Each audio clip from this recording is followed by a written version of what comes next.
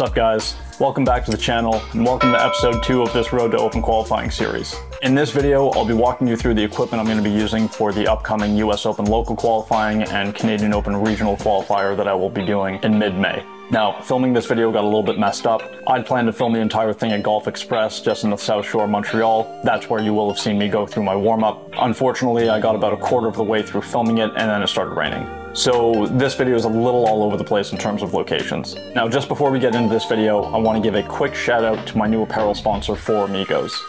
These guys here. These guys offer high quality shirts at very affordable prices and offer free shipping anywhere in Canada and the US on any order over $50. You'll find a link to their website in the description below, and if you use my promo code JCDavis15, you'll save an additional 15% at checkout. Now, without further ado, let's get into my gear. So I've been playing Cleveland and Srixon clubs for the past 4 years now. And as far as I'm concerned, they make some of the most underrated clubs in the industry. If you haven't tried their gear yet, next time you're on the market for new clubs, make sure you give them a try. So I'll start with my wedges. I have 3 Cleveland RTX 6 wedges in the bag. I have a 60 degree, a 56 degree bent to 55 degrees, as well as a 50 degree. All 3 of them have 10 degrees of bounce. They all have Nippon Modus 120 gram extra stiff shafts in them and are outfitted with Golf Pride Tour Velvet 360 grips.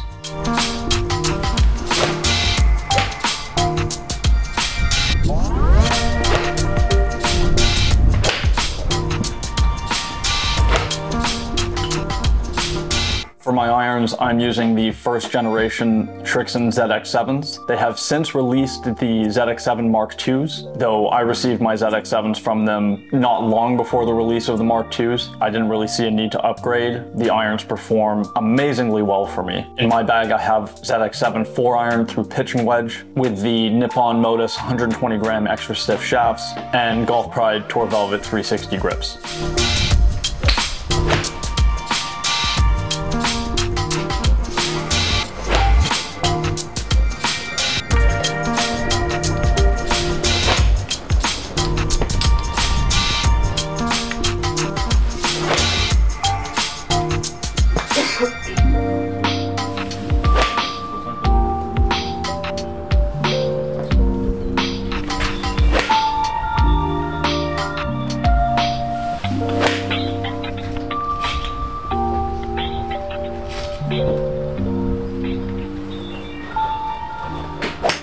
Now we get into the clubs with head covers. So for a few years I carried a Srixon driving iron, which I loved. It was just a fantastic club. Until about mid last season, I ended up trying out their 2 hybrid and absolutely fell in love with it. I honestly think it is the best golf club I've ever owned. So this is the Srixon ZX Mark II 2 hybrid. It comes in at 17 degrees. I've got an extra stiff Hazardous Smoke RDX shaft in it and a Golf Pride Tour Velvet 360 grip.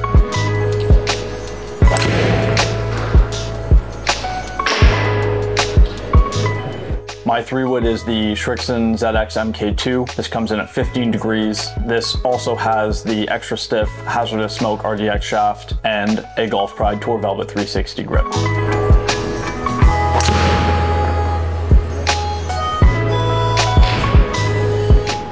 The driver I'm using at the moment is a 9.5 degree Srixon ZX5 Mark II low spin head. It's a 9.5 degree driver, but I currently have it lofted down to 8.5 degrees. I'm using the Tensei White 60 gram extra stiff shaft, and like 12 other clubs in my bag, this also has the Golf Pride Tour Velvet 360 grip.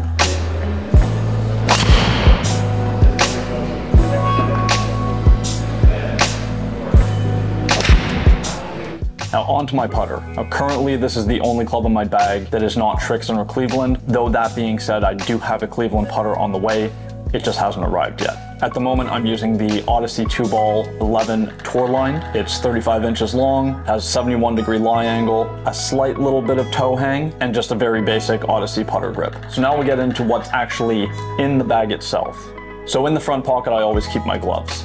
I use the Srixon Premium Cabretta leather glove in a cadet small size. Now that's gonna sound very small. I mean, I do not have the biggest hands in the world, but these gloves are definitely very tight when I initially put them on. But I like it because once they've stretched out a little bit, they still fit my hand really well. In the ball pocket, you'll find my golf balls. I use the Srixon Z-Star XV. This ball performs amazingly for me. Again, another piece of very underrated equipment that Srixon puts out. It is a very high quality ball, and the price point is quite friendly compared to some other premium golf balls on the market. This is also the pocket where I'm going to keep my rangefinders. So I do have two. I have one outfitted with slope and one without. The slope version I'll use in my practice rounds when I'm charting out the course, and then the non-sloped version I'll use in actual tournament play. In the pocket just above that, I will keep my tees, ball marker, repair tools, pencils, spare batteries for the rangefinders, as well as what I like to call my savings account. Basically, anytime I have loose change in my pocket, I just throw it in there. I do have to be sure that I empty out this pocket fairly regularly though, because the bag does get pretty heavy. Moving on to the large pocket, this is where I'll keep my snacks, my rain cover, tension bands that you saw me warming up with earlier, sunscreen, my driver tool, and a few putting aids. So I have a very basic putting mirror, as well as my Vizio putting mat, which allows me to do checkups on my putting stroke and make sure that it's staying consistent. In the small pockets above that, I'll usually keep some like ibuprofen tablets just in case I'm a little sore one day. My Sharpies for when I'm marking my golf balls, always green. Some hydration packs, as well as a few Lucky Charms, and $20 that I took off of Boot Weekly the first time I played against them. Then we have my club brush, a compass, my Srixon umbrella, 2 alignment sticks, and 2 towels. The light one for my hands, the dark one for cleaning clubs. So that's the tour of my golf bag. Let me know in the comments down below if you have any questions. Subscribe to the channel if you haven't already, and I'll be back again next week with episode 3 of Road to Open Qualifying. Thanks for watching, guys. Cheers.